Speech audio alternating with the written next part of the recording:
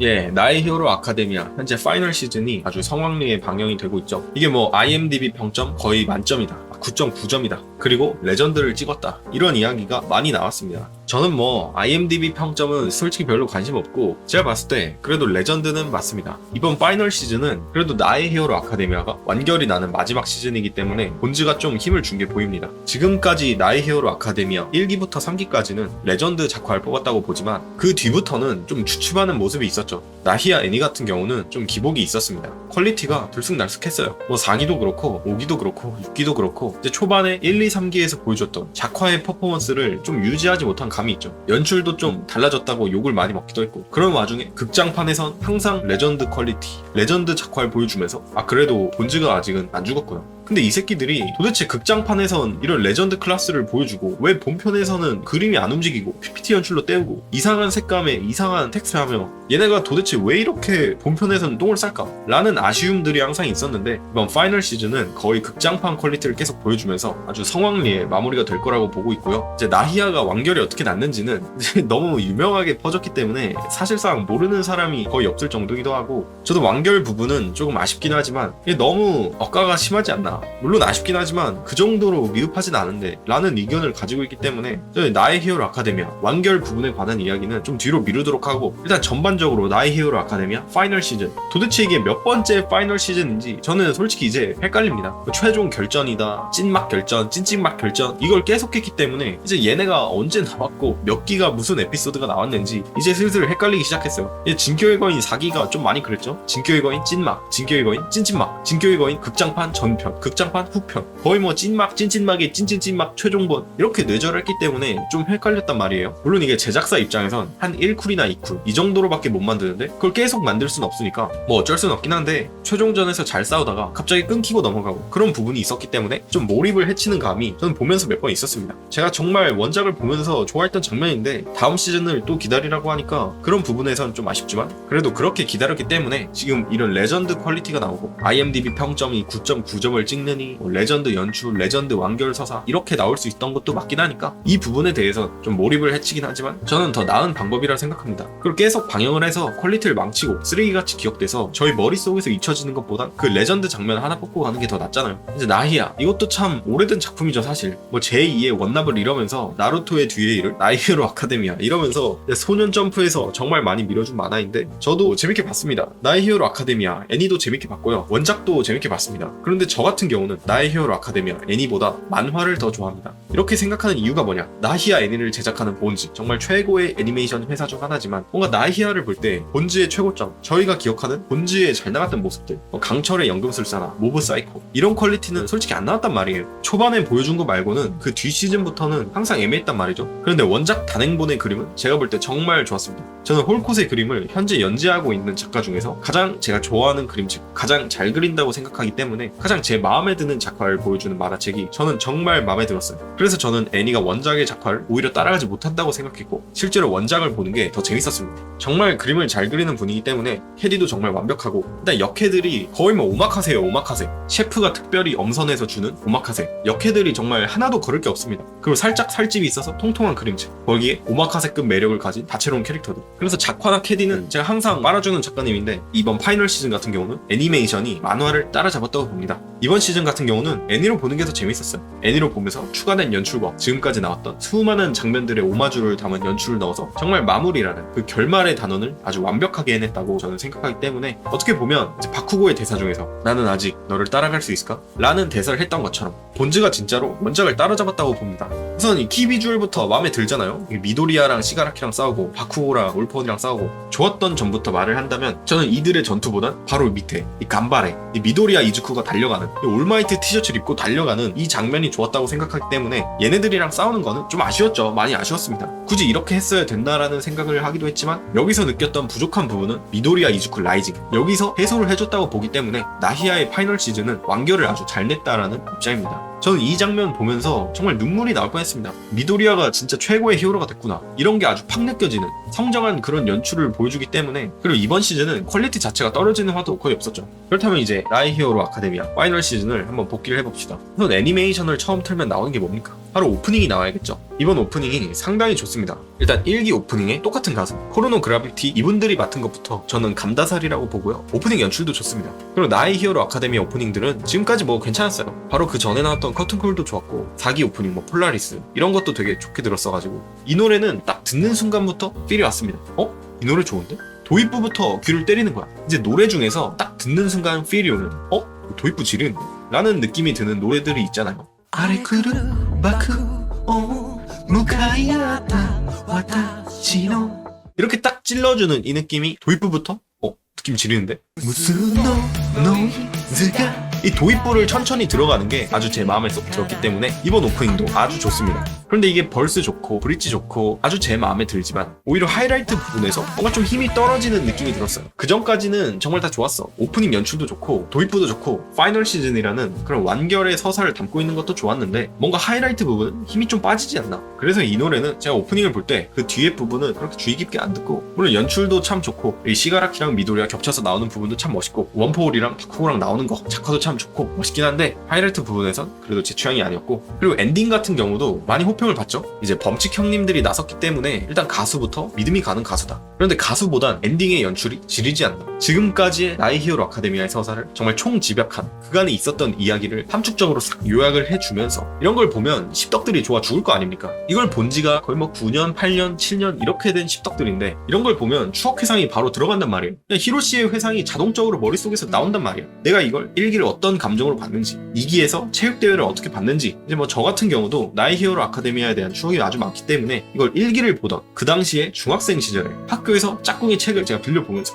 제 짝꿍이 항상 만화책을 들고 학교를 다니던 친구였습니다. 그래서 짝꿍인 저는 그 친구의 책을 항상 가장 먼저 빌려서 볼 수 있는 그런 역세권에서 나히아의 만화책을 보던 그리고 그때 애니메이션을 보는데 그때는 막 저작권이 그렇게 많이 있던 시절이 아니라서 뭐 구글에 치고 네이버에 치면은 볼 수 있는데 그렇게 보면 이제 버퍼링이 하루 종일 걸려가지고 제가 1기 오프닝만 한 편 보면서 거의 막 12번씩 듣고 이제 버퍼링 때문에 중간에 멈추면 뒤로 갔다 다시 보고 뒤로 갔다 다시 보고 그렇게 나히아 1기를 진짜 계속 돌려봤던 그런 추억들이 바로 떠올려지는 이런 리마인드 되는 저는 항상 이런 장편 만화 이렇게 오랫동안 연재를 하면서 그간의 추억들이 축적되고 기억들이 축적되는 걸 아주 고평가하기 때문에 이번 엔딩은 나히아 엔딩 중에서 가장 좋은 엔딩이지 않나. 물론 노래나 연출은 솔직히 그 전에 나왔던 꽃봉오리를 더 좋아하긴 하는데 이건 보는 순간 뽕이 차잖아요. 뭔가 엔딩보다는 매드무비 같아요. 매드무비 아니면 나의 히어로 아카데미아 뭐 몇 주년 특별 무비 10주년 특별 무비 12주년 특별 무비 이런 걸 만들어준 것 같아요. 뭔가 좀 그런 느낌이 들지 않습니까? 그래서 이번 엔딩 테마는 아주 좋지 않나. 나이아도 참 길었죠. 이게 1기, 2기, 3기, 4기, 5기 많이도 끌었습니다. 이게 7기에서 파이널 시즌인데 한 번 끊고 8기로 넘어온 거기 때문에 7기 마지막화 장면이 아머드 올마이트 나오면서 끝났단 말이에요. 아머드 올마이트 이거 빨리 지금 올포원이랑 싸우는 거 봐야 되는데 되게 다음화가 기대가 되는데 라는 생각을 하면서 끝났기 때문에 이제 8기 1화가 여기 야기 토시노리 라이징 오리진 일단 나히아를 보는 분들이라면 라이징, 오리진 이 두 단어가 들어있으면 이건 레전드 회차다 라고 생각을 하기 때문에 여기 야기 토시노리 라이징 오리진 하면서 아머드 올마이트랑 올포원이랑 싸우잖아요. 그런데 제가 나히아를 보면서 항상 드는 아쉬움이 이게 히어로 사회가 모두가 히어로를 선망하는 가장 영향력이 있는 그런 역할로 나오는데 여기 아머드 올마이트가 아이언맨 슈트를 입고 올포원이랑 싸우는데 그래서 전투를 하면서 UA 일반 애들의 능력을 사용한단 말이에요. 근데 솔직하게 보면서 이해가 좀 안 갔습니다. 일단 나히아는 작가 캐릭터들을 너무 사랑해요. 모든 캐릭터들을 뭔가 좀 아껴주고 싶고 챙겨주고 싶고 내가 만든 캐릭터들을 어떻게 하면 더 많이 비추고 더 많은 분야를 줄 수 있을까. 그래서 나히아가 캐릭터가 좀 많잖아요. 뭐 UA A반 애들도 있으면 여기서 1군급 있고 2군 있고 한 벤치급 쩌리급 이런 애들도 있고 뭐 히어로도 있고 다른 학교 애들도 있고 3학년 애들도 있고 빌런도 있고 얘가 사이드가 너무 많아. 제가 생각할 때 UA A반에서 벤치 애들은 이제 파이널 시즌쯤 되면 저는 내려도 되지 않나. 그리고 얘네가 지금 1학년이잖아요. 고등학교 입학한 지 1년도 안 된 애들을 지금 전쟁통에 밀어넣을 정도로 막장인 세계관인 건데 그렇게까지 급한 상황이야. 지금 고등학생 1학년을 최전선에 배치를 하고 있는 상황인데 다른 히어로들은 그렇게 많이 나오지도 않아. 물론 이건 비중상 어쩔 수 없기 때문에 좀 생략이 된 부분이 있긴 하지만 아니 올마이트가 사용하는 능력이 왜 A반 애들의 능력을 사용을 하냐 라는 의문이 저는 들었습니다. 아니 올마이트가 지금까지 정말 오랫동안 히어로 생활을 하면서 얼마나 많은 히어로들을 봤습니까? 그 중에서 뭐 랭킹 탑 10 1번이었던 히어로도 있을 거고 얘는 5등, 3등, 4등 이런 애들도 있었을 텐데 왜 그 많고 많은 정말 수많은 잘 나가던 히어로들의 능력을 카피를 안 하고 만난 지 1년도 안 된 이 고딩들의 능력을 모방을 해서 사용을 할까? 지금 UA 1학년 A반 애들은 거의 뭐 황금 세대, 기적의 세대예요. 기술 개발하는데 죄다 얘네들의 능력을 뺏겨서 쓰고 있지 않습니까? 아니 얘네들의 능력보다 지금까지 잘 나가던 다른 히어로들의 능력을 가지고 연구를 해서 쓰는 게 더 맞는 거 아닌가? 뭐 그런 생각이 들긴 하지만 뭐 싸우는 와중에는 스테인도 잠깐 나오고 정말 멋있게 싸웠기 때문에 졌지만 정말 잘 싸웠다. 처절하게 싸우는 모습을 잘 보여줬잖아요. 제가 어떻게든 A반 애들의 능력을 쓰냐 뭐 이러면서 꼬집었지만 그래도 전체적으로 볼 때 그렇게 크리티컬한 부분은 아니란 말이에요. 그래서 뭐 이 정도는 이제 파이널 시즌의 1화의 역할을 뭐 괜찮게 하지 않았나. 그리고 이제 그 다음부터가 좀 지렸죠. 레전드의 시작이라고 할 수 있는 8기 2화 그리고 8기 3화 바쿠고의 각성 장면. 정말 나히야는 바쿠고를 사랑하는구나. 본즈는 바쿠고를 사랑하는구나. 그 전에 미도리와 전투씬은 그렇게 쓰레기같이 만들더니 바쿠고는 7기에서도 그렇고 여기서도 그렇고 항상 잘 챙겨주는구나. 제가 원작을 볼 때도 여긴 덜덜덜 떨게 만드는 파트였기 때문에 스토리적인 부분도 그렇고 원작의 연출도 그렇고 작화도 그렇고 여긴 애니로 어떻게 나올까 기대를 많이 했는데 제가 생각한 것 이상의 퀄리티를 보여줬습니다. 물론 좀 질질 끄는 감이 있죠. 다른 사이드 나오고 옆 사이드 나오고 저 사이드 나오고 그러는데 그걸 감안하더라도 좀 괜찮은 하지 않나. 다른 사이드 자꾸 보여주면서 시점 바꾸는 걸 좀 줄인다면 어땠을까라는 생각을 하지만 그렇게 줄였더라면 제작진들의 손목이 남아나지 않기 때문에 이런 부분에 대해서는 아쉽긴 하지만 뭐 어쩔 수 없지 않나. 왜냐면 작화부터 이렇게 생긴 거 하면 부금하면 연출하면 정말 지리지 않습니까? 사이드 딱 반으로 나눠서 한쪽은 이즈크 한쪽은 바쿠고 나오고 그렇게 라스트 보스로 등장한 바쿠고가 올마이트 구출한 다음에 올마이트한테 기계 품품 받고 올폰을 때려잡는 정말 이 새끼가 미친놈이에요. 바쿠고 땀샘에서 니트로 글리세린을 불출하는 능력이 정말 사기구나. 엔데버는 뭐 어떻게든 결혼해서 쇼트 만들고 반능 반열 만들고 그러는데 얘는 그냥 폭발하는 능력 하나로 세계관 최강자를 씹어먹는다. 그리고 저는 개인적으로 이런 팀업 장면을 아주 좋아합니다. 서로가 말을 하지 않아도 팀워크가 맞는 장면. 눈빛만 봐도 얘가 무슨 생각을 하는지 알아차리고 지금 이 상황에서 우린 이렇게 상황 판단을 해야겠구나. 제가 아주 좋아한단 말이에요.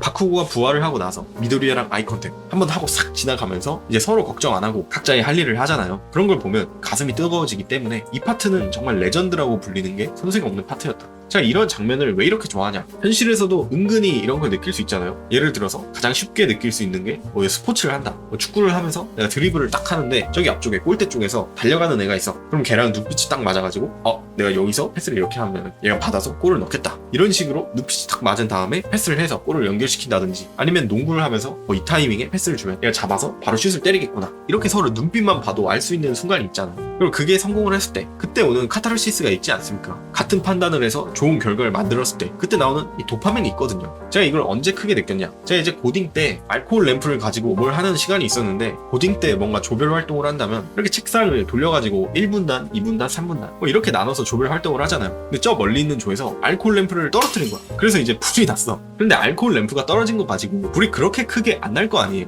교실 바닥에 떨어졌는데 불이 우리가 생각하는 것처럼 막 만화처럼 이렇게 확 하고 안 번질 거 아니야. 그래서 불을 그냥 바로 끄면 됐어요. 책을 덮어서 끈다든지 쉽게 끌 수 있었는데 이제 고딩이잖아요. 그래서 불이 났으면 좀 근들감을 떨 거 아니야. 깜짝 놀라가지고 불이야! 이렇게 하면서 근들감을 떠는데 여기서만 불이 나면 그렇게 큰 문제가 되지 않아. 그런데 바로 이 위에 있는 분단, 이 분단에서 여기서 불을 보고 놀라가지고 이렇게 몸을 딱 돌리면서 책상을 친 거야. 책상을 탁 쳐지면서 이쪽 분단에도 있던 알코올 램프가 떨어져서 여기도 불이 난 거야. 그리고 제 위치는 바로 옆에 여기였습니다. 이때 당시 떨어진 알코올 램프가 제 가방 바로 앞에 떨어져서 제 가방이 아주 불에 탈 뻔했습니다. 그랬다면 정말 끔찍한 기억으로 남았을 텐데 물론 여기까지 불이 2개가 붙은 것만으로 끔찍한 기억이긴 한데 아니 처음에 떨궈가지고 불이 난 건 뭐 실수라서 그럴 수 있다 쳐도 그걸 보고 놀라가지고 몸을 이렇게 돌리다가 책상을 쳐서 떨어뜨려가지고 불을 내는 거는 아니 이게 지금 몰카도 아니고 어떻게 이런 상황이 발생을 할까. 와, 내 가방에 불이 붙으면 어떡하지? 그리고 이제 옆에서 불이 난 걸 봤지 않습니까? 여기서 1차 화재가 일어나고 2차 화재가 일어나는구나. 그럼 여기까지 봤으면 이제 무슨 생각이 들겠어요? 그렇다면 나는 3차 화재가 안 일어나게끔 우리 쪽에 있는 알코올 램프를 꺼야겠구나 라는 생각을 하고 이제 우리 쪽 테이블로 이렇게 몸을 돌린 순간 이때 당시에 이제 같은 조에 있던 제 친구랑 눈이 딱 맞았어요. 서로 몸을 이렇게 동시에 돌리면서 눈이 서로 딱 맞았어. 그때 그 친구의 눈빛을 본 순간 서로 말하지 않아도 같은 생각을 하고 있다가 느껴졌습니다. 얘가 지금 나와 같은 판단을 했구나. 그래서 눈이 마주친 그 순간에 바로 제 쪽에 있던 알코올 램프를 이쪽으로 가져가고 제 친구는 자기 쪽에 있던 알코올 램프 뚜껑을 이렇게 딱 닫았죠. 이렇게 서로 사삭 하면서 알코올 램프를 순식간에 껐습니다. 그래서 그때 서로 눈빛만 봐도 알 수 있구나. 그리고 그게 성공했을 때 그때 오는 그 쾌감, 우리 팀워크 좀 지르는데, 마치 강백호와 서태웅이 이렇게 하이파이브를 치는 것 같은. 그래서 저는 항상 서로의 팀워크 이런 걸 좋아하기 때문에 미도리와 이즈쿠와 바쿠고 카츠키가 눈이 딱 마주치고 이즈키가 나랑 지금 같은 생각을 하는구나, 지금 올마이트를 빨리 구해야 된다는 판단을 했구나. 그리고 그 다음부터는 뭐 올퍼원이 죽었다가 다시 또 이제 시가라키 몸으로 부활도 하고 그런 양상이 계속 반복이 되는데, 근데 얘가 사상 최악의 빌런이라는데 사실 안타까운 애죠. 시가라키는 아무래도 작가의 의도가 잘 전달이 안 된 살짝 미흡한 캐릭터라고 보는데, 저는 일단 재생을 하는 캐릭터는 막 무한 재생, 무한 증식, 거대화 이런 능력을 가진 캐릭터는 매력이 조금 없다고 느낍니다. 왜냐하면 전투의 양상이 하루 종일 쳐맞고 재생, 하루 종일 쳐맞고 재생하고, 하루 종일 쳐맞는데 이번엔 다른 애한테 쳐맞고 뭐 다구리 당하고 그러다 또 재생하고, 그래서 보는데 좀 루즈해요. 계속 같은 걸 보기 때문에. 그리고 만화에서 등장하는 재생하는 캐릭터는 항상 그 전투력 측정기입니다. 내 딜이 지금 얼마나 박히는지 독자에게 보여줘야 돼. 그런데 이게 막 엄청난 일격 필살의 살인기 이런 거야. 이거를 다른 캐릭터한테 보여준다면 그 캐릭터가 맞는 순간 죽게 되니까 그 캐릭터를 퇴장시킬 수는 없으니까 재생력이 좋은 애한테 이걸 써서 이게 이제 맞으면 죽는다, 이건 살인기다, 엄청나게 세다 라는 걸 보여주지만 결국 죽지 않는 이 공격이 얼마나 위험한지 이런 걸 보여주는 역할로만 소비가 되기 때문에 그냥 전투력 측정기용, 신스킬 피할용 이런 캐릭터들이란 말이에요. 그래서 재생 캐릭터들, 이제 시가라키 토무라의 전투씬도 뭐 사실상 하는 게 없습니다. 그냥 하루 종일 쳐맞고 재생하고, 이게 보는 입장에서 그렇게 막 재밌지 않아요. 그냥 무한 증식으로 불어난 손 휘두르고 막 전성기 올마이트급의 신체라고 하는데, 보면서 올마이트처럼 멋있지도 않고 체술이 간지나지도 않고 그냥 붕주묵주하는 느낌이 계속 들기 때문에 시가라키 토무라는 일단 서사적으로도 좀 아쉬운 캐릭터고 능력 면에서도 아쉬운 캐릭터다. 그전에는 붕괴라는 능력이 정말 위협적으고 한 번만 닿으면 끝난다는 일격 필살을 가진 캐릭터였는데, 이게 너무 사기잖아요. 그냥 한 번 터치하면 죽어버리는데 이걸 뭐 어떻게 할 거야. 이런 일격기는 너무 오버밸런스로 만든 능력이라서 금세 봉인을 당할 수밖에 없죠. 그래서 다른 능력들을 막 추가해 줬는데 그런 능력들을 활용을 잘 하지도 않고, 뭐 사상 최악의 빌런으로 만들어야 돼서 능력치 버프를 이빠이 때려 넣기 때문에 항상 1대 다수의 싸움을 해야 되기 때문에 걔네들의 공격을 전부 다 피하면서 싸울 수는 없기 때문에 이런 재생 능력을 갖고 엄청난 신체 능력을 갖게 됐는데, 이런 부분에서 살짝 아쉬웠다. 그리고 시가라키 같은 경우는 이제 빌런들의 히어로잖아요. 사실 이것도 보면서 뭐 그렇게까지 해야 하나 싶은 부분도 있긴 하지만, 그래도 빌런 쪽에서도 뭐 히어로가 있을 수 있을 거 아닙니까? 그래서 충분히 이해는 가는 영역이었고요. 이제부터 미도리와 이즈쿠의 원포를 하나씩 시가라키에게 주입을 해서 올포원을 공략을 하자라는 이야기가 나왔는데, 여기서 뭐 아이자와로부터 해서 아이자와 센스와 에이반 애들 어셈블 하면서 마지막 전투를 하잖아요. 사실 뭐 미도리와 이즈쿠 라이징 여기 파트 말고는 그렇게까지 전 막 감흥이 있진 않았어요. 그렇다고 해서 못 나온 건 아닙니다. 저희가 눈이 좀 높아지지 않았습니까? 앞에서 정말 좋은 작화와 좋은 연출을 보여줬기 때문에 어떻게 보면 감사함을 모르는 거죠. 이제 배응망덕한 건데, 그럼에도 아쉬운 부분은 들 수 있잖아요. 아이자와로부터 해서 에리한테 받은 능력으로 팔이 재생을 하고, 올퍼원이 시가라키 통수를 막 치고 에이반 애들이 전부 다 나와서 미도리와 이즈쿠를 도와주는 장면, 이게 어떻게 보면 서사적으로 아주 좋은 장면이라고 저는 느끼는데, 그거를 풀어내는 과정이 저는 조금 미흡하지 않았나. 지금까지 있었던 모든 동료들, 지금까지 미도리아가 만들었던 정말 수많은 주인공의 인연들, 이런 게 총 집합해서 라스트 보스를 쓰러뜨리는, 이게 말로만 들으면 정말 뽕이 차고 정말 가슴이 설레는 그런 시퀀스인데, 뭔가 느껴지는 그 짜침, 어디선가 느껴지는 그 짜침이 있단 말이에요. 이게 왜 그런가 제가 생각을 해보면, 지금까지 만들었던 나의 소중한 나카마들이 도와주러 오는 건 여기서만 그런 게 아니라 정말 수많은 작품들에서도 자주 나오는 국밥 연출이고, 저희가 정말 좋아하는 연출이긴 하지만 도와주러 온 애들이 너무 전투력이 낮은 애들을 메인으로 보여줬기 때문에 뭔가 좀 짜치는 감이 있지 않나. 여기서 도와주러 온 애들이 뭐 A반 애들만 있는 것도 아니고 듣보잡 히어로들도 있고, 뭐 일반인들도 방송 보면서 응원해주고, 랭킹이 높은 히어로들도 있고, 다른 학교 애들도 있고. 그런데 얘네들은 지금까지 비중도 없었고 우리가 얘네들을 막 자주 본 것도 아니야. 그러니까 얘네들한테 비중을 주는 것보다 지금까지 우리가 수없이 많이 봤던, 우리와 함께 했던 클래스메이트들 A반한테 분량을 줘야 될 거 아니야. 그래서 프로 히어로들도 미도리아 이즈쿠를 도와주고, 랭킹이 높은 히어로들도 미도리아를 도와주는데, 얘네가 막 비중이 없다 보니까 걔네들보다 쩔인 A반 애들이 하나씩 나와서 도와주는, 이게 물론 최종 보스와 싸우는데 정말 보잘것없는 전투력들이 하나씩 모여서 올마이트에겐 없는 강함인 약함이라는 강함을 가지고 있는 이즈쿠를 도와주기 위해서 약한 애들이 모여서 올폰을 이겼다는 서사적인 측면이 있긴 하지만, 이게 보면서 마치 18레벨 야스오를 잡는데 지금 미니언이 한 30마리 20마리가 온 거예요. 얘네는 그냥 야스오의 Q스택밖에 안 되거든. 그런데 와서 막 도와준다고 애들이 나와서 한 카트씩 따고 있어. 이 위기의 순간에 정말 기가 막힌 타이밍에 어벤져스 어셈블에서 도와주러 오는구나 라는 인상을 받을 수 있었는데, 얘네가 그냥 순수하게 전투력이 낮아가지고 얘네들 그다지 뭐 도움이 안 될 것 같은데 왜 도와주러 오지? 라는 생각이 들기 때문에, 그리고 이제 앞에 말했던 것처럼 작가가 모든 캐릭터들을 좋아해. 얘도 챙겨주고 싶고 쟤도 챙겨주고 싶고, 그런 게 A반 애들 전원을 딱 보여주면서 그런 짜침을 느끼는 게 아닐까. 그래도 뭐 서사적인 측면에서는 모두 미도리아 이즈쿠를 도와줘서 최강의 히어로가 된 거고, 그게 내가 최강의 히어로가 된 이야기다가 아니라 우리가 최강의 히어로가 된 이야기다 라는 의미잖아요. 모두의 힘을 모아서 올폰을 쓰러뜨린다는 게. 그래서 저는 나히아의 결말이 조금 아쉽다는 겁니다. 왜냐면 결말의 주제, 서사 이런 거는 정말 처음부터 끝까지 충실했어요. 1화에서 나왔던 그 그대로야. 사실 뭐 변한 게 없어요. 얘네를 보면서 짜치게 느끼는 건 뭔가 현실적으로 안 받아들여졌기 때문이지 설정만 놓고 보면 되게 좋단 말이야. 이거와 가장 깊게 관련된 게 저는 나히아의 결말을 가지고 욕하는 거 물론 이해를 합니다. 저도 결말 부분 아쉽긴 하지만 그래도 이렇게까지 욕을 먹을 건 아니라고 보거든요. 왜냐면 나의 히어로 아카데미아는 1화부터 변한 게 없어. 데쿠는 1화부터 마지막 화까지 변함이 없어요. 그리고 오타쿠들이 좋아한다는 수미상관 연출을 전부 때려박았어. 그래서 서사적인 측면, 연출적인 측면에서는 저는 막 까고 싶지 않아요. 왜냐면 주제에 정말 충실거든. 이게 바뀐 적이 없어. 단 한 번도 바뀐 적이 없어. 미도리야 이즈쿠가 왜 원포를 받았냐? 이 새끼 뭐 무게성에 피지컬도 쓰레기야. 솔직하게 말해서 그 당시 미도리야 이즈쿠랑 나랑 맞짱 까면 내가 이길 것 같아. 근데 그런 애한테 왜 원포를 줬냐? 그것은 도움을 청하는 사람을 보고 바로 뛰어갔기 때문이다 라는 게 처음부터 나오잖아요. 그래서 나중에 미도리아는 도대체 왜 시가라키를 구원하려고 하냐, 이 새끼 구원 정신병자 아니냐, 도대체 얘가 뭔 생각인지 이해가 안 간다 하지만 그 이해가 안 가는 게 한결같이 이해가 안 가는 애라니까. 여기 8기가 아니라 1기 1화 1기 2화부터 자기를 괴롭히던 바쿠고를 구하기 위해 다른 히어로들은 들어가지도 않은 곳에 자기 몸을 던져서 어떻게든 구원을 해주려고 하는 그런 구원의 마음가짐을 가지고 있는 친구였다는 게 1화부터 마지막 끝까지 변한 적이 없어요. 그래서 시가라키를 도대체 얘가 왜 구원을 하냐, 지금 일본도 다 부수고 다니고 사람도 다 죽이고 다니는 그냥 전부 다 개박살을 내고 다니는 시가라키를 자꾸 구원을 해주고 도와주려고 하냐 라는 얘기가 나오는 게 에러라는 소리죠. 왜냐면 얘가 남을 구원해주고 싶어하는 게 1화부터 마지막 화까지 변한 적이 없단 말이야. 그 구원의 의미가 얘가 막 세탁을 해주고 정말 잘 먹고 잘 살게 해주고 이런 뜻이 아니라 너가 이러이러한 사연이 있어서 이렇게 악당이 됐구나, 그래서 그 악당이 되기까지의 사연은 내가 구원을 해주고 이제 앞으로 새 사람이 돼서 교정을 해줘서 죗값을 치르고 새 삶을 살아보자, 이제 두부 먹고 새 출발하자. 너가 어렸을 때 그런 일을 당하지 않았더라면 이런 빌런이 될 필요도 없었을 텐데 참 안타깝구나, 뭐 이런 의미의 구원이지, 야 너도 최고의 히어로가 되고 싶었잖아, 뭐 이런 느낌이 아니란 말이죠. 뭐 오비토처럼 너도 호카게가 되고 싶었을 뿐이잖아. 오비토는 정말 최고로 멋진 사람이다, 뭐 이런 게 아닌데. 물론 이해가 좀 안 가긴 하죠. 저희가 볼 때 이 범죄자 새끼를 빨리 죽여야 되는데 여기 세계관 속 사람들과 이 세계의 평화를 위해 빨리 이 새끼 죽이는 게 맞긴 한데, 이즈쿠는 처음부터 끝까지 그런 사람이 아니었다니까.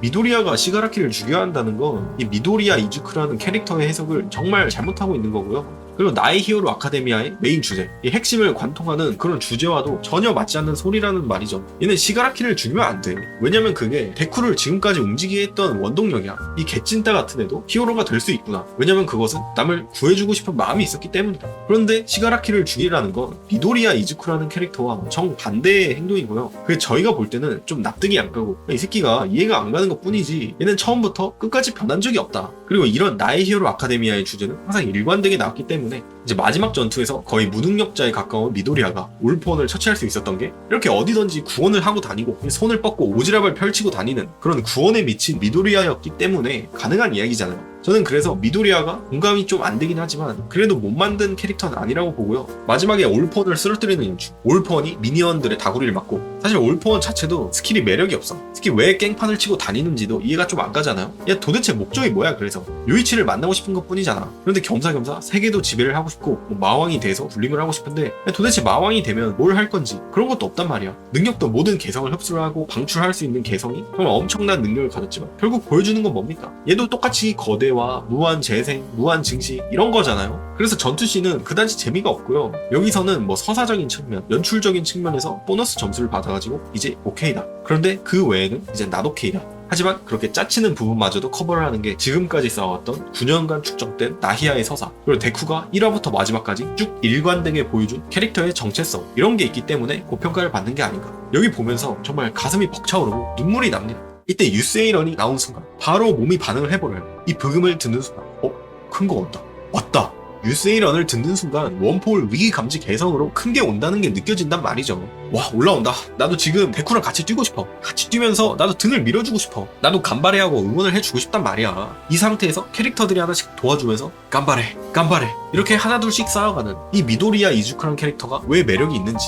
얘가 원래 좀 찐따였잖아요. 그래서 데쿠라는 이름도 이제 찐따라는 그런 의미를 가지고 있던 캐릭터인데, 그 찐따라는 캐릭터, 데쿠라는 이름 자체를 미도리아의 히어로 명으로 정한 이유가 나의 데쿠는 찐따의 데쿠, 멍청이의 데쿠가 아니라 할 수 있다의 데쿠다. 열심히 한다는 의미의 데쿠란 말이야 라고 지 이름을 데쿠로 지었잖아요. 그래서 여기서 간발에 하면서 데쿠를 응원해 주는 게 사실상 데쿠의 이름을 한 번씩 불러주면서 데쿠 간발해 할 수 있다 할 수 있어 너 열심히 해라 이렇게 불러주는 의미잖아요. 열심히 하는 의미의 데쿠다. 그래서 모두의 염원, 모두의 기도, 모두의 도움이 데쿠에게 모이면서 자그마한 그런 솜털 같은 도움들이 하나씩 모여가지고 진정한 원포를 완성시켰다. 정말 작은 개인들의 이 하나하나의 힘들이 모였기 때문에 그런 원들이 모여서 올이 되는 진정한 원포이 됐는데, 반면에 올포원은 이렇게 그냥 지밖에 없어. 그냥 모든 능력 다 뺏어버리고 모든 거 다 이용하고 다 통수치고 다녀. 그래서 올포원은 압도적인 능력을 가졌음에도 마지막에 혼자지만 미도리아는 힘이 약한 내 친구들, A반 쩌리 하구들의 힘과 저희 생방송을 보면서 날 응원해주는 사람들, 그리고 그 사람이 벗어준 옷. 이 새끼 옛날에 UA에서 데쿠 보고 나가라고 소리치던 놈인데 내가 여기서 그러면 안 되겠구나, 간발의 히로 하면서 옷을 딱 벗어서 주는 이런 일반인들의 수많은 응원들이 모여서 원기옥을 모았잖아요. 이것이 진정한 원포올이고 이게 진정한 올포원이다. 이렇게 모은 힘으로 최종 보스를 박살을 내는 그런 의미잖아요. 그래서 저는 그런 부분에서 고평가를 주고 싶습니다. 최종전 같은 경우는 좀 질질 끌기도 하면서 지금 한시가 급한 상황에 막 토가한테 납치나 당하고 있고 싸우는 와중에 뭐 크레이프를 먹어야 한다 이런 계산하고 있고, 이런 부분에서 좀 아쉬운 부분이 있었죠. 이제 작가가 하고 싶은 말이 분명히 있고 자기 머릿속에는 그게 구상이 되어 있지만 그거를 구현하는데 실패했기 때문에 설득력에서 미흡한 부분이 발생하지 않았나 싶어요. 그렇게 약자들의 수많은 힘들이 모여서 이기다가 이렇게 딱 밀어줄 때 얼마나 감동적입니까? 너를 처음 만났던 그 순간 막 쇼토도 나오고 모두가 데쿠를 불러주면서 가라 데쿠 간발해, 그렇게 마지막에 첫 번째 스매시 연출과 똑같이, 그리고 미도리아의 엄마가 똑같이 이렇게 달려나가는 이 오마주 연출이 정말 많이 나와요. 그리고 이걸 보면 바로 느낄 수가 있을 텐데 이 데쿠라는 캐릭터는 처음과 마지막이 정말 한결같은 캐릭터구나, 이 새끼가 변함이 없구나 라는 걸 느낄 수 있을 정도로 처음에 갓장을 구하려고 지 혼자 뛰어간 모습처럼 똑같이 달려가가지고 지 혼자 해결하려는 모습이 나오고 수많은 장면들의 연출이 오마주로 들어가 있고, 이걸 보면 데쿠가 한결같은 캐릭터라는 걸 알 수 있을 텐데 얘 뭐 구원 정신병자다, 이 새끼 왜 그러는지 이해가 안 간다. 오히려 저는 그게 좀 이해가 안 되고요. 데쿠가 막 멋이 없다, 이 새끼 주인공인데 멋이 없어, 찐따지 않냐 이러는데, 얘는 그 찐따인 게 매력인 캐릭터고 그 찐따인 게 정체성인 캐릭터인데 그것도 저는 이해가 안 갑니다. 얘가 올포원을 이길 수 있었던 이유가 뭐야? 바로 찐따였기 때문이야. 올포원이 직접 지 입으로 말하잖아요. 올마이트에겐 없었던 힘이 있다, 그게 나를 여기까지 지금 몰고 왔다, 뭐 이런 대사를 하잖아요. 그리고 그 올마이트에게 없었던 힘은 약하다는 힘, 그 약자의 힘이잖아요. 올마이트는 평화의 상징이 필요하다. 지금 이 혼란스러운 사회를 해결하려면 상징이 필요합니다. 무슨? 평화의. 이 멋있는 명대사 해주면서 내가 평화의 상징이 돼서 애들을 때려잡겠습니다. 이게 바로 올마이트의 강함인데, 미도리아의 강함은 혼자만 평화의 상징을 하는 게 아니라 우리 모두가 평화의 상징이 돼서 서로서로 지켜나갑시다. 이게 올마이트에게는 없었던 바로 그 강함이잖아요. 그리고 이 약자의 힘이라는 게 한두 번 나온 게 아니거든. 그 올포원이 토포얌이랑 싸울 때 자기 몸 안에 흡수됐던 개성 인자들이 그 이어폰 음파 공격 맞고 막 날뛰면서 능력이 발동이 안 된다 뭐 이랬단 말이야. 약자들의 외침이 있구나 뭐 이런 대사들이 종종 나옵니다. 그래서 복선을 계속 깔아놨어요. 그리고 처음에 나왔던 대사가 뭡니까? 이것은 내가 최고의 히어로가 되기까지의 이야기다 라고 처음에 시작을 했지만 맨 마지막에 끝날 때는 이것은 우리가 최고의 히어로가 되기까지의 이야기다 라고 나오는 게 나히아의 주제를 확장시켜서 더욱 업그레이드된 대사인데, 결말을 욕하는 과정에서 이것은 내가 최고의 히어로가 되기까지의 이야기인데 왜 최고의 히어로가 되지 않았냐 라고 말하는 건 저는 나의 히어로 아카데미아를 살짝 이해를 잘못하지 않았나. 왜냐면 최고의 히어로가 됐어. 근데 최고의 히어로라는 게 내가 된 게 아니고 우리가 됐다는 게 오히려 훨씬 주제에 걸맞은 그런 업그레이드 된 건데, 우리 모두가 힘을 합쳐서 올마이트를 뛰어넘는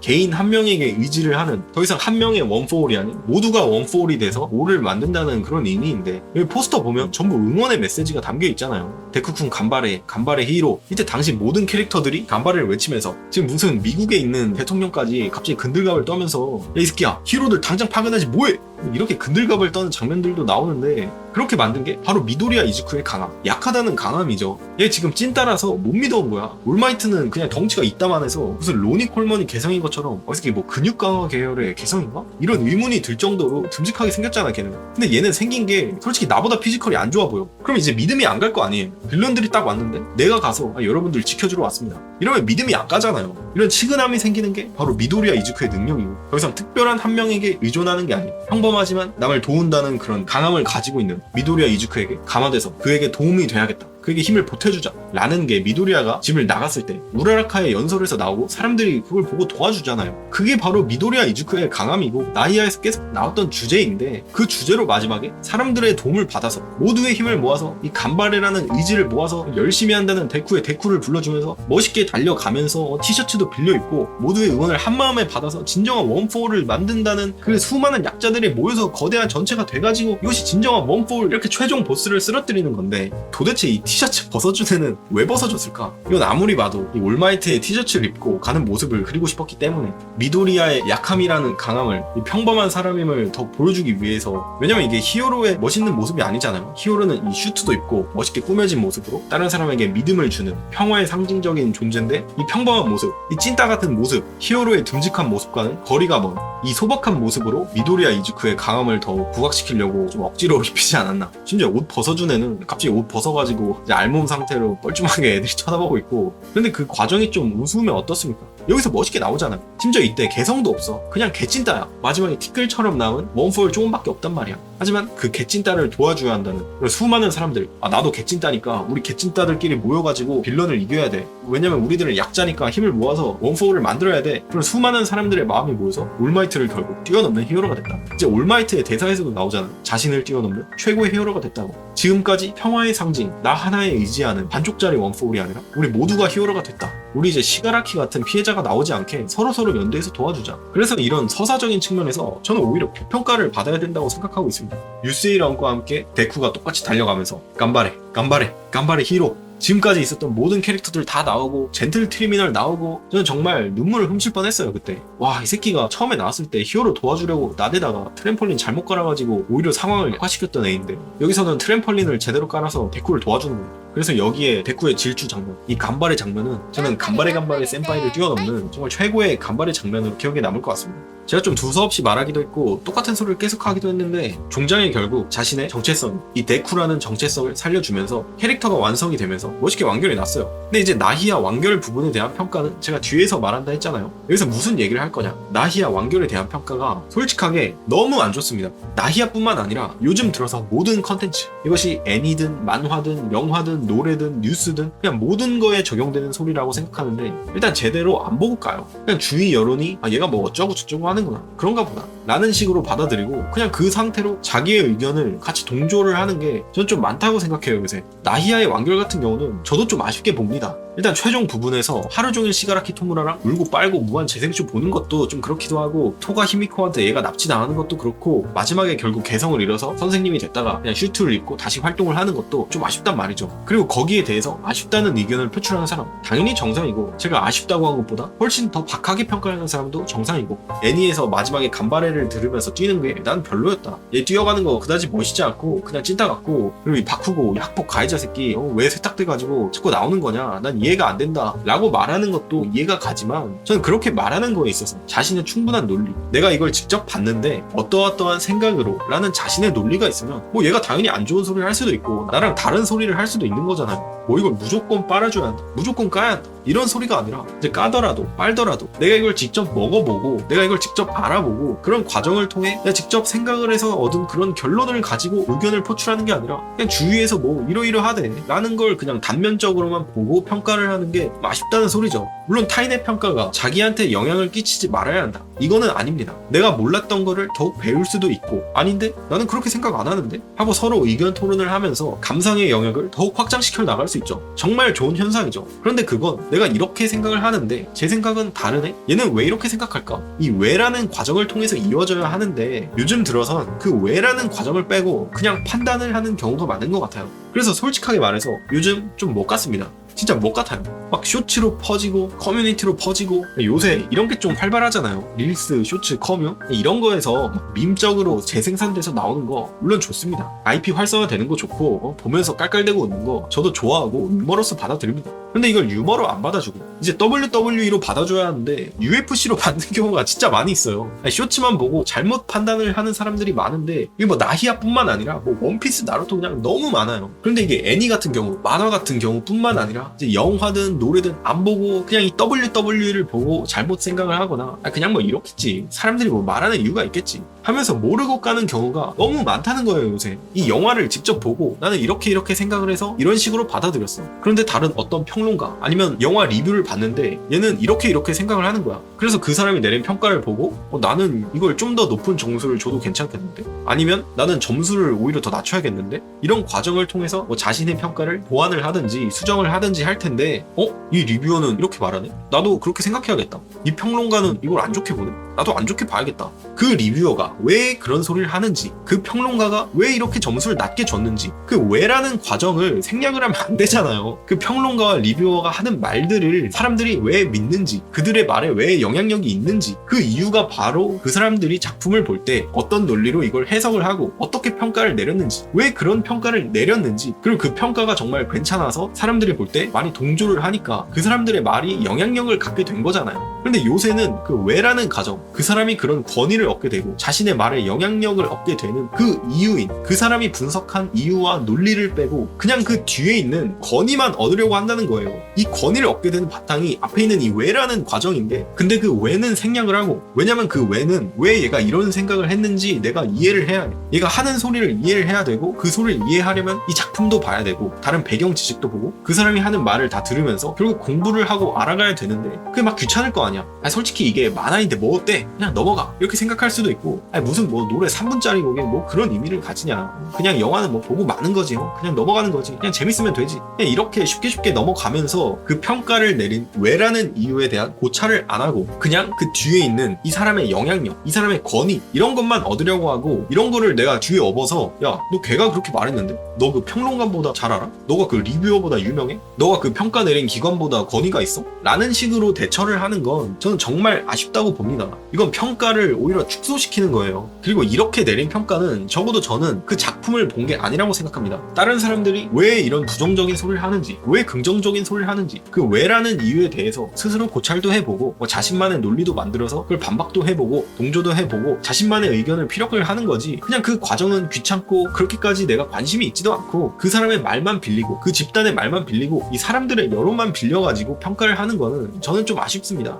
그래서 말이 왜 이렇게 길어졌냐, 이 새끼 왜 이렇게 일침을 하냐. 나의 히어로 아카데미아는 그런 경향이 저는 크다고 생각하고 있어요. 아쉬운 부분도 많았고 미흡한 부분 저도 충분히 많이 느끼고 보면서 저도 화가 났습니다. 근데 그 화를 내는 사람은 적어도 독자란 말이에요. 릴스 보고 유튜브 보고 쇼츠 보고 커뮤 보고 몰라, 그냥 이 새끼 사람들이 까니까 나도 같이 까자, 나도 같이 돌 던지자, 이 새끼 그냥 더럽게 못 만들었나 보네, 이러고 욕을 하는 게, 물론 그렇게 평가를 할 수도 있죠. 그냥 지나가면서 돌 한 번씩 던지고 그럴 수 있어. 왜냐면 그 또한 이제 나랑 뭐 생각이 다르니까, 그 사람은 그렇게 생각을 하니까 그럴 수 있지. 그런데 저는 진짜로 화내고 안타까워하고 개탄스러운 사람은 독자란 말이에요. 마치 집안에 문제가 있는 자식이 있어. 얘가 지금 밥도 제대로 안 먹고 반찬 투정을 해. 그리고 밖에서 사고 치고 다니고 말도 잘 안 듣고 그냥 완전 넘어지고 다치고 말을 안 듣는 사고뭉치야. 얘가 왜 이렇게 말을 안 들을까? 아니 뭐 때려야 하나? 그래도 때리는 건 좀 말로 훈계를 해야 하나? 용돈을 줄여야 하나? 뭐 외출을 막아야 하나? 이렇게 막 고민을 하면서 안타까워하는 사람은 부모가 더 클 거 아닌가. 그런데 그 문제 있는 집안을 옆집 최 씨가 보고 옆집 김 씨가 보면서 야, 그 집 애는 뭐 맨날 공부도 안 하고 밥도 제대로 안 먹고 그냥 뭐 하는지 모르겠다, 야 그만 진짜 뭐 사고뭉치다, 뭐 이렇게 옆에서 자꾸 말을 하잖아요. 그래도 이렇게 말하는 거, 저희도 이제 사람이니까 이해는 가는데 뭐 옆집 이야기니까 뭔가 좀 한심스러워 보일 수도 있고 뭔가 안타까워 보일 수도 있고 짜증이 날 수도 있고 뭐 괴롭히고 싶을 수도 있고, 이런 감정이 드는 것도 사람으로선 당연한 일이지만 아무리 그래도 이 옆집 최 씨, 옆집 김 씨, 옆집 박 씨보다 이 집안에 그 자식을 둔 부모가 더욱더 속이 타고 답답하고 개탄스럽고 안타까울 거 아니에요. 그래서 저는 이걸 욕하고 안타까운 건 독자가 훨씬 안타까운데 왜 정작 보지도 않은 사람들이 와가지고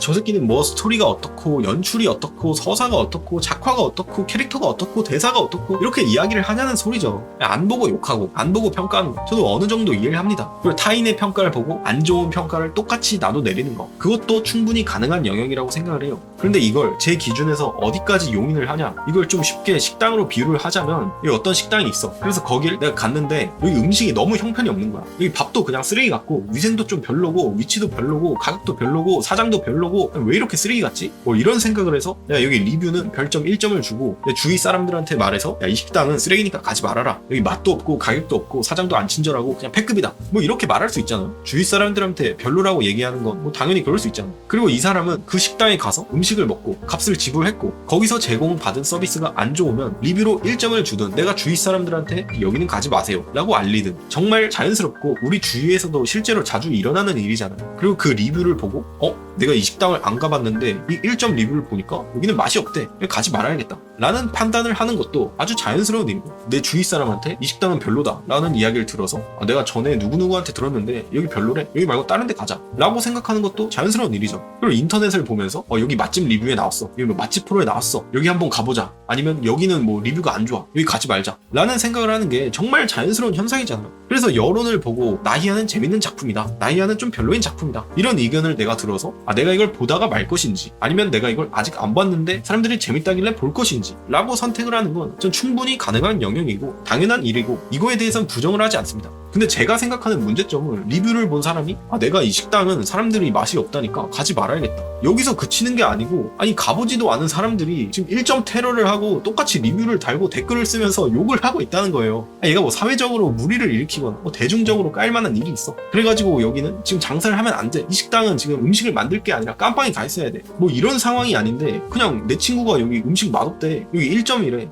그러면 나도 여기 안 가봤는데 친구가 맛없다니까 나도 같이 1점 달아야겠다 하고 리뷰를 1점을 남기고 있는 거예요. 아니 적어도 리뷰를 할 거면, 평가를 할 거면 거기를 그래도 가보고 이게 똥인지 된장인지 찍어 먹어본 다음에 얘기를 해야 되는데, 아니 누구누구가 이걸 먹어봤는데 이거 된장이 아니라 똥이었대 라는 이야기를 들으면 여기는 된장이 아니라 똥이구나, 가지 말아야겠다, 이 정도에서 그치는 게 아니라 안 가본 사람이 너 이 새끼 왜 똥을 파냐, 이 쓰레기 같은 새끼야, 너는 지금 망해야 돼 하면서 몰아붙이고 있다는 말이죠. 요새 이런 게 너무 심해졌어요. 자신이 직접 경험해보고 얻은 논리가 없는데 타인의 경험만 쏙 빼가지고 그 사람이 그런 경험을 통해서 얻은 논리, 그런 고찰, 왜 그런 생각을 얘가 했는지 그런 과정은 전부 스킵을 한 채 그 밑에 있는 결과만 딱 이용을 하니까 지금 모르는 사람도 너무 많고 잘못 알고 있는 사람도 너무 많고 그걸 직접 하지 않았는데 평가하는 사람도 너무 많아요. 물론 평가의 요소에 있어서 사람들의 평가가 모두 똑같을 순 없죠. 그 사람의 취향도 있을 수 있고요, 뭐 그 사람의 배경과 현재 처한 환경도 있고 그 사람만의 기준도 있고 그 사람만의 수준도 있을 수 있고요. 저마다 다른 생각을 하고 살기 때문에 다양한 의견이 나오는 거잖아요. 저도 남들이 재미없게 봤는데 나는 재밌는데 라고 생각한 작품이 있고, 남들은 재밌게 봤는데 난 이걸 도대체 왜 재밌게 봤다는지 이해를 못하겠어